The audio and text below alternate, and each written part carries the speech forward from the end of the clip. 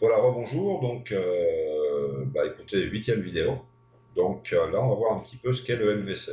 Donc, le MVC, ça veut dire modèle, vue, contrôleur. Donc, on dit comme ça, pour que ce soit facile à se rappeler, hein. Et donc là, on a tout simplement, bon, c'est un truc que j'ai payé Internet, qui explique un petit peu le MVC dans la Ravel. Donc, simplement pour comparer le MVC un petit peu avec ce qu'ils appellent le 3 tiers, quoi, le 3 tier, ok. Imaginez tout simplement que le modèle n'existe pas, que la base de données n'existe pas. Imaginez que le routing, c'est, je dirais, le serveur web, c'est-à-dire dans le cas Apache, que le contrôleur est le langage préprocesseur PHP, d'accord, et que finalement la vue est la persistance, c'est-à-dire en fait le système de gestion de base de données relationnelle, c'est-à-dire en fait MySQL. Qu'est-ce qui se passe quand vous cliquez sur un lien ou vous cliquez sur une image et vous faites une pétition, on va dire serveur? Eh bien, tout simplement, ça va sur le serveur web. Le serveur web euh, sous-traite ça, on va dire, à PHP, donc envoie la pétition à PHP, et PHP envoie la pétition à MySQL. MySQL lui renvoie son résultat, c'est pas le contrôleur, pardon, PHP renvoie ça donc ensuite au serveur, et le serveur renvoie ça tout simplement au client, c'est-à-dire au navigateur. Il faut savoir quand même que le serveur web, moi c'était un doute que j'avais à une certaine époque, je pensais que celui qui transformait les choses, c'était le serveur web, parce que je pensais que, waouh, super, un serveur web, c'est lui qui s'occupe de tout. Ah non, absolument pas. C'est le langage préprocesseur, c'est-à-dire CPHP. Donc ça, c'est un petit peu la manière qu'on va avoir de fonctionner quand on est tout simplement en PHP pur. D'accord. Donc, là, ici, on est en MVC. D'accord, je referme. D'accord. Voilà. Donc, ma voisine sort à peu près son chien toutes les vidéos. C'est normal. C'est un chien très éduqué qui aboie à peu près 5000 fois de l'heure. Intéressant. Donc, on continue. Okay. Ici, on a le routing, le contrôleur, le modèle et la view. Qu'est-ce qui se passe? On fait une pétition. La pétition va vers le fichier route PHP, qui est finalement le routeur. Le routeur, tout simplement, ce qu'il va avoir, c'est un ensemble de routes avec certains verbs, c'est-à-dire pour moi certains types de submit, type get, post, put, delete, voire encore, qu'est-ce qu'il y avait encore, patch, oui. Et il envoie ça au contrôleur. Donc finalement, ici on dit, bon, si tu as un get et que tu écris tel truc, par exemple, à partir de l'URL, ok, ce qu'on va faire, c'est invoquer telle méthode du contrôleur. Le contrôleur ensuite, il va invoquer le modèle, qui invoque la base de données, qui renvoie le résultat au modèle, qui renvoie le résultat au contrôleur, puis le contrôleur va invoquer tout simplement la vue qui sera renvoyée. D'accord. Donc évidemment, l'avantage de ça, c'est que, on pourra en revenir un petit peu à quoi sert la Ravel, c'est que si on utilise tous la même manière de fonctionner, on n'aura aucun problème, nous, à travailler ensemble. D'accord. Bon, c'est vrai qu'une personne qui travaille toute seule, a priori, peut continuer en PHP pur. Il n'y a aucun problème. D'accord. Une personne qui travaille en équipe sera un petit peu obligée quand même de travailler, je dirais, avec des frameworks, des CMS, des choses comme ça, mais principalement des frameworks. Moi, personnellement, je considère quand même le framework comme quelque chose d'un peu professionnel, alors que le CMS peut être professionnel. Je pense qu'il y a des professionnels là-dedans, mais il y a aussi des gens qui n'y connaissent absolument rien. C'est-à-dire, ils savent ce que c'est qu'un FTP, une installation, on va appeler ça une installation web, mais bon, ils ne connaissent pas vraiment les entrailles, je dirais, je sais pas moi, HTML 4.0.1, XHTML 1.0, 1.1, CSS2, HTML5, CSS3, JavaScript, jQuery, Apache, PHP, MySQL, etc. etc. D'accord. Donc, a priori, je pense que c'est suffisant pour ça. Maintenant, ce qui est important, c'est de savoir, alors ça je vais vous le dire de mémoire, et ensuite on va aller voir ça directement dans le répertoire de mon installation de Laravel. J'ai fait de l'installation, blog et Laravel, on va aller voir sur Laravel, on va oublier le blog, d'accord, qui se situe donc dans XAMPP HTT Docs. D'accord. Donc, routing, c'est route PHP, et ça se situe dans app /HTTP. donc dans le sous-répertoire HTTP de app. Le contrôleur, il se situe directement dans app HTTP contrôleur. Le modèle, il se situe directement dans app, c'est-à-dire que, attention, par rapport à la version antérieure, il y a eu une modification, d'accord, et ça ne se situe plus, on va dire, dans un répertoire tout simplement modèle. Ce répertoire n'existe plus. Vous pouvez le remettre, bien sûr, vous avez le choix, mais aujourd'hui, ça n'existe plus. Et alors, View a été sorti complètement de app, d'accord, et lui, il existe dans Resources, donc ressources, et là, on a Views. Alors, on va aller voir tout de suite ce que ça veut dire. Regardez bien. On se met là, et alors là, on va aller voir route PHP. Alors, pour l'instant, je ne vais pas utiliser les raccourcis de PHP Storm, qui sont excellents, ça je l'ai montré dans une vidéo antérieure, mais je vais bien vous montrer comment ça se passe. Bon, d'accord. Alors déjà, la première chose, et ça c'est très important, c'est la base de données. D'accord. C'est-à-dire que jusqu'à présent, on était habitué à utiliser la base de données ou le système de gestion de base de données relationnelle, d'accord, d'une manière quand même, on va dire, un petit peu différente, c'est-à-dire tout simplement par PHP-MyAdmin. Là, on verra qu'on a des migrations, migrations en English. Voilà, donc on y va.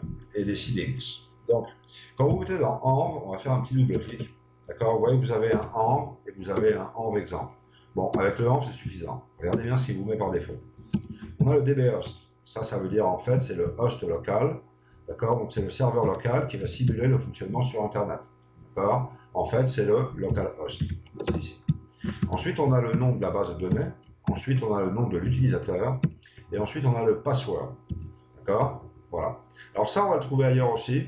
D'accord. Donc l'idéal, c'est de le mettre à deux endroits différents. Mais enfin, c'est vrai que c'est mis par défaut. Mais si on voulait modifier le nom de la base de données, l'utilisateur, etc., bah, c'est ici qu'il faut le faire. D'accord. Alors on a quelque chose qui s'appelle, je me suis trompé, non, c'est config. Et dans config, c'est database.php. D'accord. Et dans database.php, en fait, vous voyez qu'on va utiliser PDO pour récupérer les données. D'accord. Donc PDO, c'est PHP Data Object, donc c'est les objets de données de PHP. On sait qu'on a trois manières, normalement, ou trois techniques d'accès aux données, qui sont MySQL, MySQLi et PDO. MySQL est dépassé, d'accord, et fonctionnait en programmation, on va dire, structurée. En intermédiaire, on a MySQLi qui est MySQL Improved, donc c'est en fait une version améliorée de MySQL, d'accord. Et cette version améliorée fonctionne aussi bien en structuré qu'en orienté objet. Et ensuite, on a le PDO qui est totalement, on va dire, orienté objet. Donc c'est celui-là qu'on va utiliser et c'est le meilleur au niveau sécurité, d'accord. Donc MySQL, on oublie.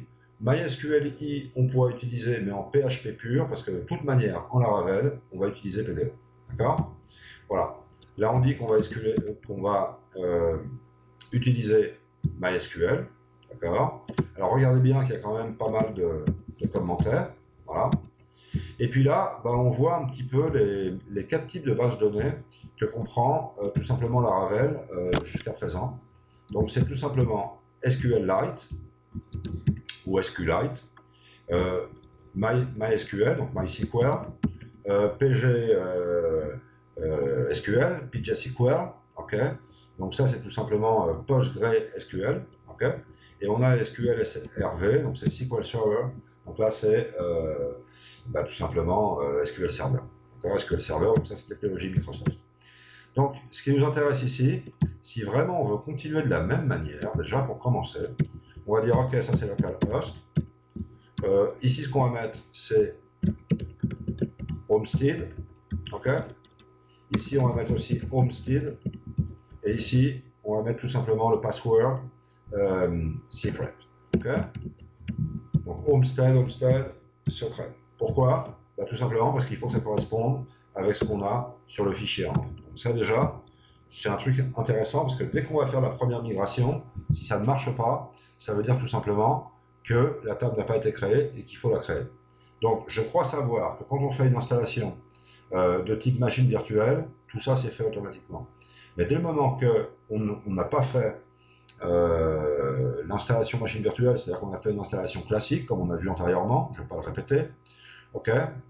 Sinon je vous invite évidemment à aller voir le vidéo, ok. Et bien dans ce cas-là, il va falloir le créer manuellement. Mais ça, on va voir ça plus tard. Pour l'instant, c'est simplement dire, bon, attention, on a une base de données, il va falloir se connecter à cette base de données par le modèle ou non, hein, parce qu'il y a différentes manières de le faire, d'accord? Mais si on veut faire du MVC, forcément, il nous faut un modèle. S'il nous faut un modèle, forcément, on va utiliser ce qu'on appelle Eloquent ORM, c'est-à-dire en fait le mapping, on va dire, relationnel, objet, qui transforme tout simplement ce qui est relationnel en objet et ce qui est objet en relationnel, selon bien évidemment, on va dire, le sens de communication. Hein, du style, écoute, je lis l'ensemble des articles, donc forcément, je transforme ce qui est relationnel en objet. Tiens, je vais écrire ou je vais modifier un nouvel article. Ah, il faut le renvoyer forcément sur la base de données. Donc là, forcément, c'est plus relationnel objet, c'est objet relationnel. Donc maintenant, ce qui nous intéresse quand même, c'est la structure de répertoire. Alors, attendez, je vais quand même regarder ce vidéo. Ça fait 10 minutes, je pense que ça va à peu près, c'est supportable. Ça va bien? Oui? Bon, donc, on y va. Sinon, arrêtez le vidéo, prenez un café, surtout pas un café. Enfin, prenez quelque chose qui vous relaxe et allez-y, tranquillement, on revient sur le vidéo. Bon, de vidéo en vidéo, c'est à peu près pareil. D'accord? Donc, je disais ici, voilà. Donc, routing, ça appartient à route.php. D'accord? C'est route au pluriel, .php en minuscule. Et ça appartient tout simplement, on va dire, ça se situait où ça se situe dans app HTTP. Le contrôleur, ça se situe dans app HTTP contrôleur. Le modèle, ça se situe dans app, c'est vrai que je me répète, j'ai déjà dit, et view, c'est dans resources view. Donc on y va. Très bien, routing. J'ai dit app, j'ouvre, d'accord, et c'est HTTP. Et effectivement, on a routes, d'accord. Voilà, donc ça on y reviendra. Ensuite, vous voulez les contrôleurs. Les contrôleurs sont là. C'est pas plus difficile que ça. D'accord? Maintenant, vous voulez un modèle. On va prendre le modèle user. Ok? Voilà. Et maintenant, on va voir les vues. Les vues se trouvent ici. D'accord? Et on a ça ici. D'accord? Donc ça veut dire que avec ça, vous avez déjà le modèle vue contrôleur. En étant un peu plus sérieux, je dirais, ou plus concret, ou plus exhaustif, je dirais que c'est route modèle vue contrôleur. Route, d'accord? Modèle, vue, contrôleur. Je répète, route, d'accord? Modèle, vue et contrôleur, d'accord? Donc là, avec ça, vous savez déjà ce qui est vraiment important, d'accord? Il y a d'autres choses qui sont importantes, évidemment, mais je dirais que ça, c'est vraiment ce qu'il y a vraiment de plus important. Après, on va voir ce qui se passe là-dessus, on va dire à ce niveau-là, quoi, d'accord? Et là, on commencera à travailler un petit peu. Alors moi, ce que j'ai vu dans les vidéos, c'était un petit peu, premièrement, c'est route, après c'est route vue, après c'est route contrôleur vue, après c'est route contrôleur modèle vue, voilà. Et là, on arrive un petit peu dans la normalité, d'accord? Donc, je pense que c'est suffisant. C'est-à-dire que jusqu'à présent, vous savez ce qu'est la Ravel, vous savez quels sont les arguments qui vont vous faire utiliser la Ravel, vous avez installé la Ravel, d'accord, vous avez choisi un environnement de développement et vous savez à peu près où se situent les routes, les modèles, les vues, les contrôleurs qui vont vous permettre simplement de faire des opérations de lecture et d'écriture d'une manière abstraite sur la base de données, très clairement en gagnant un taux de productivité assez énorme. D'accord? Donc ça, voilà, je pense que c'est suffisant pour cette vidéo-là. Et voilà, bon, je mettrai peut-être quelques jours pour faire d'autres vidéos, parce que moi-même, bien évidemment, il faut que je m'améliore. Mais ce que je voulais, c'était un petit peu briser la glace pour les gens qui, comme moi, on va dire, sont en Windows. Je ne suis pas en Linux, je ne suis pas en Mac, je ne pense pas me mettre en Linux, je ne pense pas me mettre en Mac, je suis en Windows. Pourquoi est-ce que les choses devraient être plus difficiles pour moi? Pourquoi est-ce que je n'ai pas vu les vidéos que je voulais voir? D'accord? Tout simplement parce que la grande majorité des gens qui jouent avec ça sont soit en Linux, soit en Mac. Est-ce que vous avez 2000 € à craquer dans un Mac? MacBook, MacBook Pro? Oui? Tant mieux pour vous. Achetez-le. Non? Mettez-vous Linux. Ça ne va pas supposer, on va dire, un investissement plus important. C'est simplement un changement de système d'exploitation. C'est simplement un investissement de temps. Mais comme moi, vous ne voulez pas changer. Vous êtes bien avec Windows 7, 8, Vista, voire XP, mais attention, XP, c'est quand même plus supporté depuis le 13 avril 2014, donc attention à ça, d'accord? Voilà, ou alors sinon travailler en machine virtuelle, ok? Avec ça, c'est suffisant, je conclus, on va dire, cette vidéo, et c'est suffisant, peut-être pour aujourd'hui, on verra bien. D'accord, mais vous en faites pas, je vais alimenter ça pas mal. Si vous avez des questions, allez-y, profitez-en, envoyez-moi ça, laravelfromscratch@gmail.com, pourquoi pas. Bon, attention, ça ne veut pas dire que je vais tout répondre, ça ne veut pas dire que je sais répondre à tout, ça veut dire tout simplement que j'essaye tout simplement d'apporter un petit peu, un petit grain de sable. Je sais, je me justifie beaucoup, mais je pense que mettre une vidéo, c'est pas une vidéo, non, justifie-toi. Si tu n'as pas de justification dans ce que tu fais, ne le fais pas. D'accord? Parce que c'est absurde. Ok?